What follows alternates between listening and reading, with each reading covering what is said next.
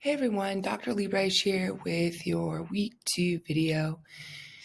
All right, so this week we're covering chapters 3 and 4 from the textbook, Work in a Global Economy, and then Class Distinction and Good Taste. All right, so I like to start off with a review a lot of the time. So, especially since we're just sort of gearing up for the semester, I really want to make sure you all have a good foundational understanding of the classic theory we use in sociology. And you'll find that reviewing this material will come in extra handy this week when you go to do your week 2 homework, your discussion board posts. So, just as a reminder, we got Weber, Marx, and Durkheim. Weber with symbolic interactionism, looking at how bureaucracy makes industrialized societies efficient, but it also dehumanizes experiences of their members.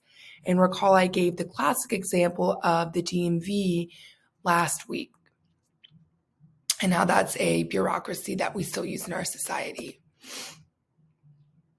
Conflict theory is associated with Marx. Marx was critical of inequalities between workers, so people working in factories during the height of industrialization, and owners of those factories and the exploitation of workers. And recall, I connected this to more contemporary issues related to the pandemic and organizations like Amazon that have started more strong unionization efforts. And then finally, we have Durkheim with structural functionalism. He was looking at how large-scale industrialized urban societies hold together without the bonds of tradition. And then remember, I also talked about how all of these theorists were writing during industrialization. And so what was happening in their contemporary world really influenced how they saw life and how they saw theory. And you can see that influence when you read about these theories in your textbook. All right. Moving right along, we have more review, chapter 2. And again, this is going to become more important next week when you start working on, when you finish working on your breaking a norm paper. You should be starting that assignment this week, and I'll talk about that more at the end of this video. But for now, just be cognizant of the fact that your chapter 2 content is going to be really important to your paper assignment, your breaking a norm assignment. So we have culture, systems and patterns of meaning shared by members of a group. And then in sociology, typically we break down culture in terms of material and non-material things. And so if we think about the objects that are in our everyday lives, the food we eat, the coffee I'm drinking right now, the instruments we might play, all of these different things are physical material objects in our society that are a part of our culture, but we also have non-material things. So language and speaking is a good example of something that's not an object. You can't physically touch it. It's non-material, but it's definitely a huge component of our culture. Norms are also important to society and social structures because these are the things within our society, often informal, that are just accepted as ways of being right and knowing what to do. So they're often informal, but widely known and accepted ways of doing things within a culture. And of course, if you don't adhere to norms, then you're engaging in deviance. And we have entire courses in the field of sociology and criminal justice dedicated to deviance. When you do engage in deviant behavior, when you break norms, often there are sanctions involved. So these, again, are typically informal. You might get weird looks, stink eye from people if you're breaking norms, especially if they're not serious norms. And then when you start to break more serious norms in our society, the sanctions sort of escalate, right? And they can be more formal, with getting in trouble at school, especially in public schools K through 12, or even legal repercussions for norm breaking, again, depending on how severe of a norm you've broken. Values, these are individual or group beliefs about what is right and wrong, important or unimportant, desirable and undesirable, and so forth within a given society. And these can be socially constructed. That just means that within a society, people have a basic understanding of what is right and wrong and what different values exist. They might be different if you go to a different country, if you visit a society with a different culture. But what is consistent is that all societies have values. There's some way to distinguish between what's right and wrong and what sort of values you're supposed to have as a member of that society. Again, even if they may vary cross culturally. Similarly, we use the values we're raised with to sort of make judgments, even if it's subconscious, about how other people in other societies maybe understand values. And so this idea of using your values in your own culture to understand and evaluate other people from other cultures, that's called ethnocentrism. And so this often is associated as well with the belief that your culture is somehow superior or better to others. And in the United States, that's especially true. And we can talk a little bit about American exceptionalism here, which is the idea that things in the United States are somehow better, more superior than things being done in other countries and other societies. We can also think about Western versus non-Western values and ways of doing things, and how that divide between the East and the West really can create a lot of ethnocentrism and thinking that your way of doing things is better than other people's. All right, now we're moving into new territory, the nuts and bolts of week 2. So in week 2, we start with chapter 3, work in a global economy. So we're focusing on labor. Of course, this lends itself nicely to Marx and his classic work on conflict theory. He was really concerned with the exploitation of class wage laborers. Class is people with similar levels of income, wealth, education, occupational prestige, lifestyle, social status, and or access to material goods and services. Now, in the United States, a lot of times we don't like to talk about social class. And in fact, there's this myth in the United States that everyone is middle class. So as an example, I grew up, my dad was a firefighter. My mom was an elementary school secretary, both professions that did not, at least at that time, require any sort of college education. Very working class, blue collar jobs, often associated with having a union. But they owned their own house. We lived in a suburb. My sister and I really felt like we were middle class growing up.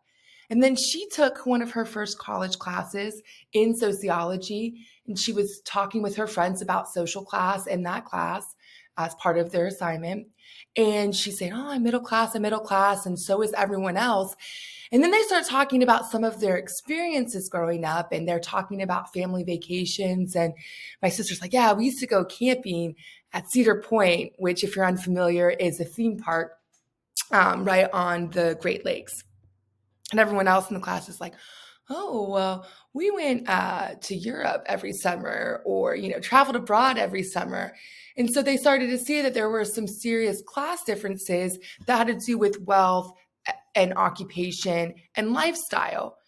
And in reality, my sister and I were working class, and these students who had these really extravagant summer vacation plans every year were upper middle class. But both felt like they were middle class when they were having this discussion. And so in the United States, we really have this idea that everyone's middle class, even if folks are actually wealthier or have less. We'd also think about occupational prestige. I always use my profession as a professor as an example. Being a professor requires a graduate degree. Typically, we have PhDs like I do. So there's a lot of prestige, and education is an important factor in my profession, but I don't make a lot of money if you look at my salary and you start to compare it to other people. And so I also worked in restaurants all through high school, college, graduate school, everything. And I was only a server, but I worked with a lot of bartenders. And when they would talk about how much they made annually, including all of their tips, they actually made the same, if not more, than a lot of professors I know, even though there's not as much occupational prestige or not as much education is required. Really, you don't need to have a college degree in order to work in restaurants. And again, these weren't people working at fancy restaurants. I worked at the Cheesecake Factory and California Pizza Kitchen, and these bartenders made really good annual income. So we can start to think about the different ways that we in the United States think about social class and what we value in terms of how we classify people who are middle class. All right, wage labor. I used that term just a second ago to talk about Marx's work on class conflict. This is a relationship in which a worker sells his or her labor to an employer. So, of course, wage laborers became much more important and much more common during industrialization. Prior to that, a lot of folks were working family farms to subsist. And so they were farming not much more than what their family needed to eat and survive every year. And then they probably sold a little bit at the market or something like that. But making money off of their crops was not the main important thing, right? They were more concerned with making enough food to feed their family. And so with wage laborers, we see an increase in capitalistic economies and also globalization. So capitalism really, it's an economic idea that, dealing with money and wealth and that sort of thing. And then globalization. Why is this important? Well, in the 21st century, especially, we have different countries that are really connected, in large part because we're getting goods made in other parts of the world. We have large companies, conglomerations that are doing businesses with each other in multiple countries. And so there's this connection between capitalism and globalization. The two go hand in hand. With an increase in capitalism and that type of economy, we start to see countries all over the world engaging in business together. Chapter 3 continued. Ideology. A set of related beliefs, opinions, images, and attitudes that a group of people have. Ideas that are to some degree distorted in order to disguise and or justify inequality or exploitation. And so again, this is closely related to Karl Marx and his theory on conflict. And so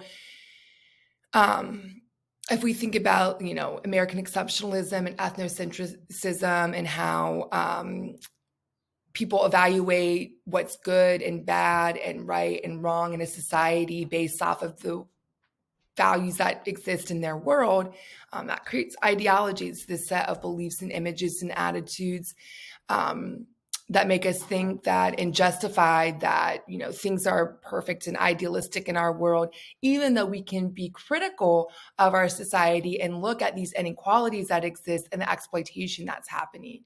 And so if we think about the example I gave last week of Amazon workers trying to unionize in the United States, we think that capitalism is, this great moneymaker in our society, but at what cost? So we start to see that employers at Amazon are working 12, 14, 16-hour days. They're not being properly compensated all the time for their overtime. They aren't getting adequate health care and benefits. And so actually maybe things aren't okay. Maybe there's inequality and a high level of exploitation of employers in order for us to achieve success in a global capitalistic society.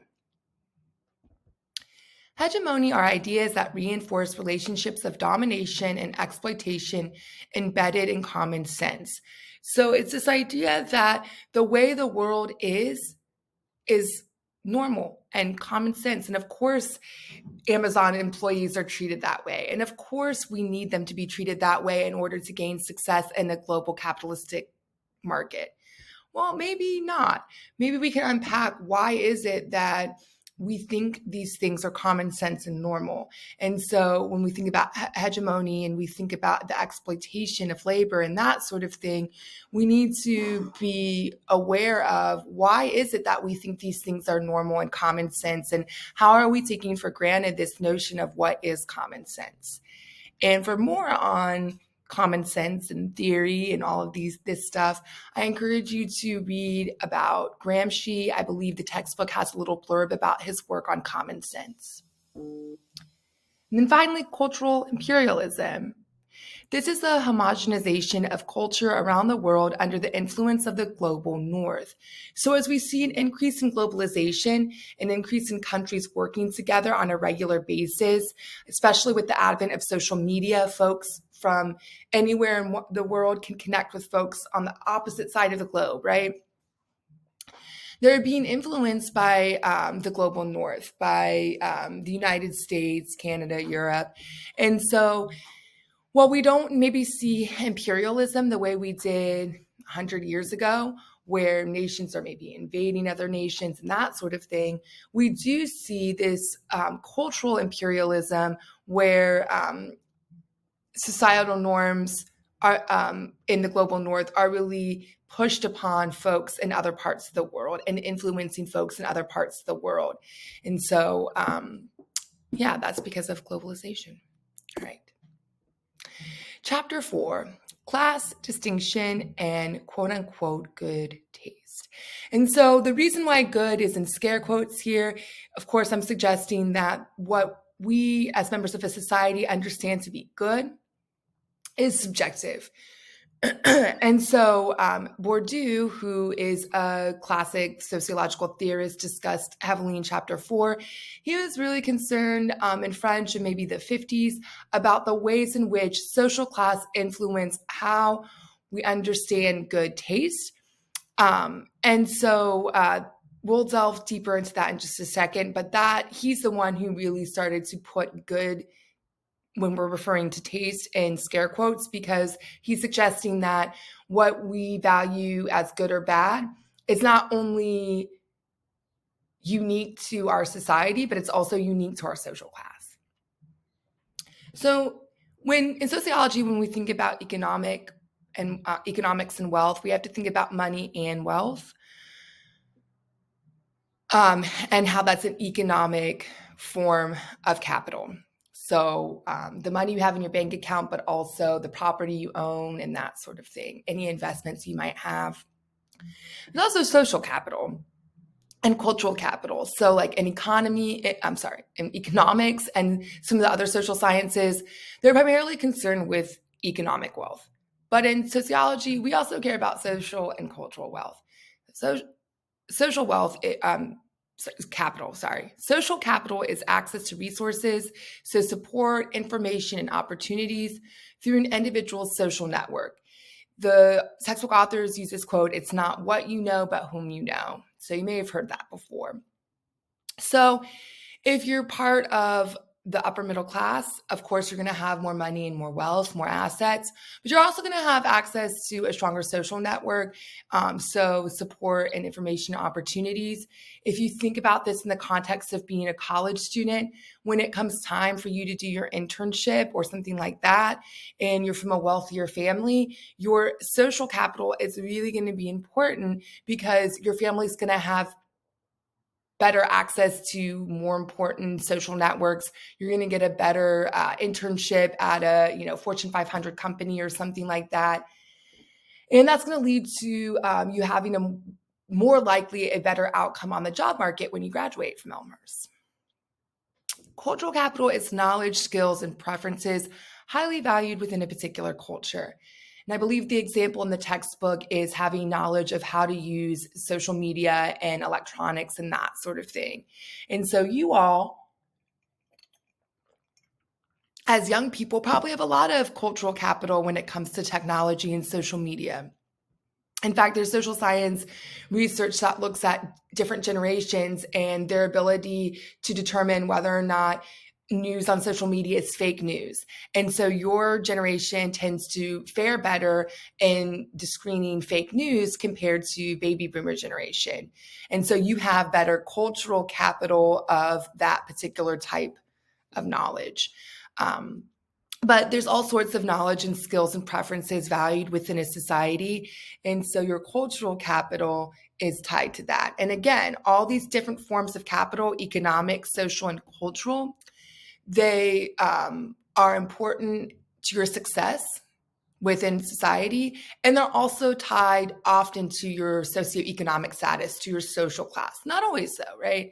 But, with cultural capital, the knowledge that you have and what you learn is often tied to education. And if you're from a wealthier background, you're more likely to have a better K through 12 education. You're more likely to go to an elite college and that sort of thing. All right.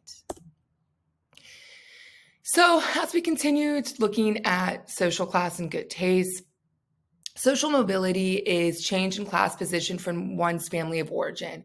So if you grew up working class, like I did, but you go to college and you have a successful career and you have wealth, you might become middle class. I would argue I have social mobility and am middle class because of my education and my occupation. But you can also go down. So it's harder actually to go up the socioeconomic status ladder. It's easier to slide down. And so maybe you grew up middle class, but you didn't complete college, or you did complete college, but you were not able to find a job in your field.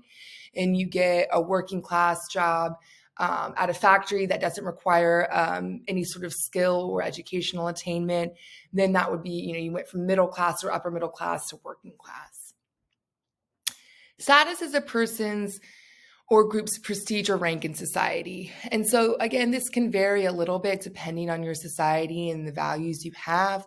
But when we talk about different professions, that's, probably the easiest way we can think about prestige or rank in a society. So, again, being a professor requires a lot of education. Perhaps there's some prestige there.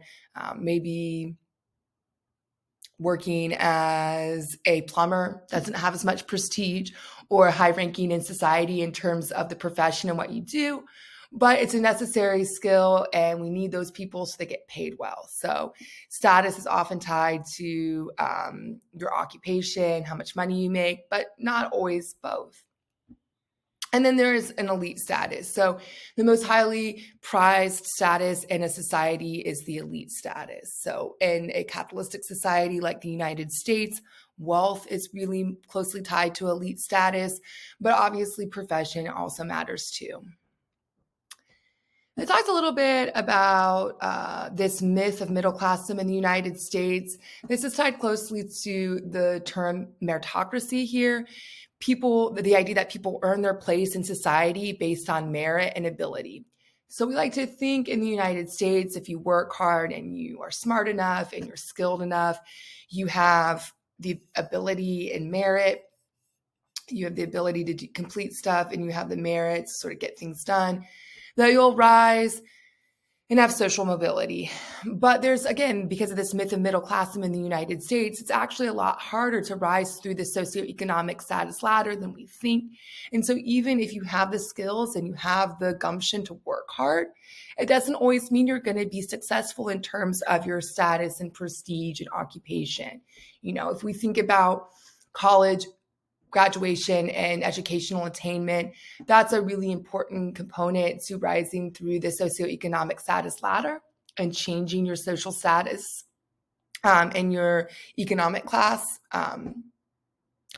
But just because you have a college degree, it doesn't necessarily mean you're going to get a job in your field, right? Like that example I gave just a second ago. So again, we have this myth of middle classdom in the United States. All right. So I want to preface before moving on that this is just an overview of chapters 3 and 4. I did not cover all of the key terms from those chapters. So it is your responsibility as a student to read those chapters and all chapters you're assigned from start to finish so that you'll be prepared to answer questions about everything within those chapters on your exam. So you have your midterm exam and your final exam. Now, I'm not going to say too much about those assignments, but on the week 3 video that I'll be making soon, I'll go into greater detail regarding the midterm exam, what the expectations are, your study guide, and all of that stuff. If you'd like to learn a little bit more about Bourdieu and his work on social class, this is a great YouTube video. It's really short and it's a wonderful overview of his work.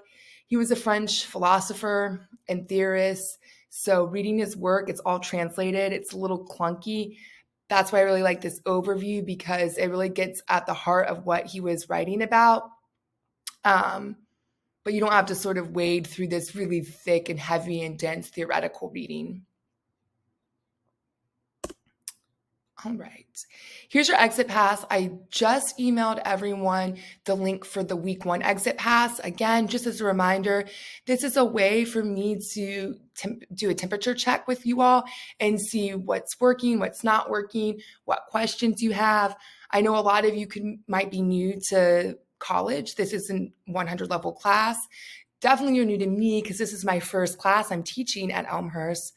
So if you have questions that maybe you don't want to ask me, ask in the exit pass. Okay, so reminders, buy the book. If you haven't already, read chapters 3 and 4. That should say complete discussion post 2, not 4. And then you should start reviewing and planning for the breaking a norm paper. And so I'm going to show you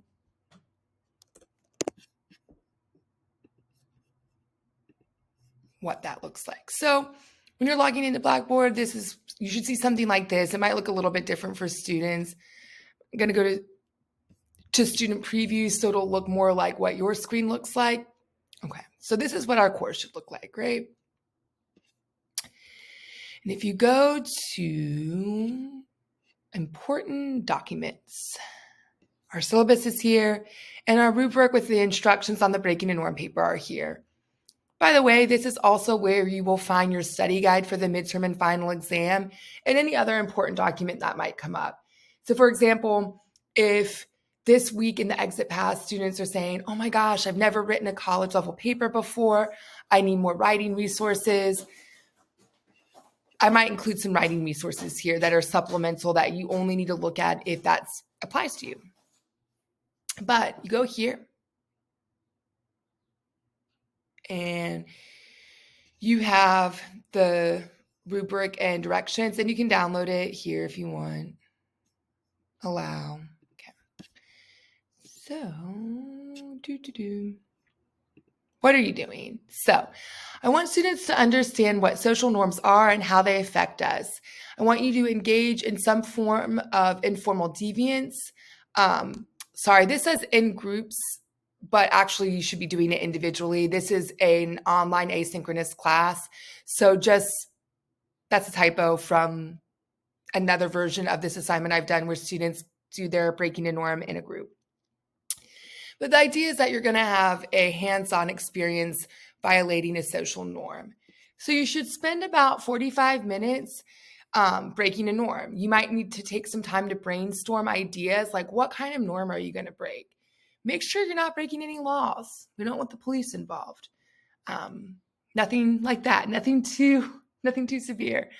And then you're actually going to go out and break the norm. Now, I know that this can be a little uncomfortable because, who wants to break a norm? Who wants to get stink eye from random strangers at the supermarket because you're walking backwards in an aisle, or I don't know. But it is an important lesson to learn about how society operates. And it's fun. Like students usually say, oh, I was kind of nervous or I was worried I'd be uncomfortable, but actually it was a really fun learning experience, like that sort of thing. And then once you've completed the activity, you're going to write about it. So one of the reasons why I like this assignment is because it actually does model the research process. In the social sciences, you go out and you do something. So you collect survey data or you interview people, you do something, and then you write about what you did. I did this, step 1, then I did this other thing, step 2, and you write about it. So that's what you're doing here. You're thinking about a norm, you're thinking about how to break it, then you're breaking it. And then you're writing to an audience telling us what you did and what your experiences were throughout the process. And so you'll see that there's really clear steps. You're going to define the problem and different aspects of that. So what norms are you violating? What are some of the social controls and sanctions at play? You're going to hypothesize what you think is going to happen, and then you're going to write about what actually happened. So that's part of the reason why it's a really good idea to sort of brainstorm your norm and what you plan to do. That way you can hypothesize what you think is going to happen while you're brainstorming. You're going to tell us everything about what you did. So where did you break your norm? What time of day was it? What kind of people were around? Were you on campus? Were you back home? Maybe you're out-of-state student and you're in Alabama, and things in the South are way different than they are in the Chicagoland area of Elmhurst. And then you're going to analyze and write a little summary of what you did and make sure you bring in class content. So really hone in on chapter 2 content, because that's where the textbook authors discuss norms and sanctions and that sort of thing. But you might also pull from other parts of the textbook, like maybe you want to do some analyzing with foundational sociological theory, and you cite chapter 1 a lot because you're talking about Karl Marx or Durkheim, Weber, that sort of thing. And then in terms of the more traditional rubric and how you'll be graded, you can see this is how points will be allocated. One thing I want to point out, well, a couple more things. I do want students to get in the habit of citing sources in ASA or APA formatting properly. So I do ask that at a minimum, you cite your textbook. And I guess the last thing I'll say before I go to a new document is this assignment's worth 50 points, okay? You'll earn points for completing the activity and submitting notes. So your brainstorming notes and any notes you took during or right after completing the activity component of this assignment. So make sure you submit that in addition to your paper, or you can add your notes at the bottom of your paper, however you want to do it, because you will get points for that. Okay, so what I want to point out in terms of citations. So if you go to our syllabus, which I'm going to download here,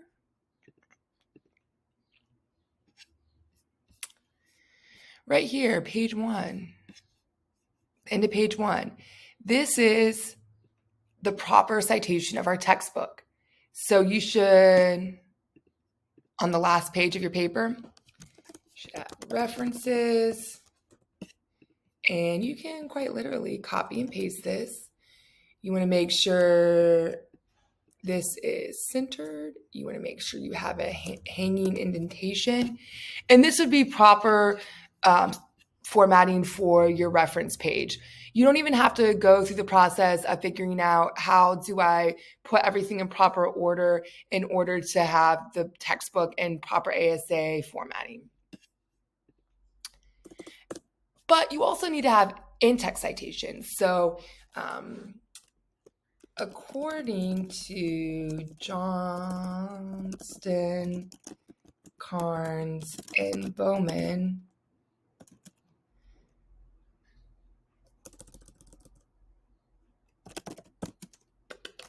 a norm is, how do they define a norm? Let's look. Is often informal. So for my breaking a norm activity, I decided to break the informal norm of, we'll use the same example I gave earlier, walking backwards down the supermarket aisle, okay? So I'm not pulling a direct quote from the textbook, but I am referencing a specific definition from the textbook. So I don't need to have quotations around anything, but I do need to add the proper citation. So it's parenthesis, the author's names, comma, the year, parenthesis, and your punctuation at the end. Now, this is APA. If you wanted it in ASA, you would just remove the comma. The only difference, if you were doing a direct quote, you would have my words here, comma, quotation mark, direct quote here, typed out, verbatim. Then when you finish typing up whatever that direct quote is, you do another quotation mark. And then you have the author's names. And actually, you could just copy and paste everything, right? But in addition to all of this,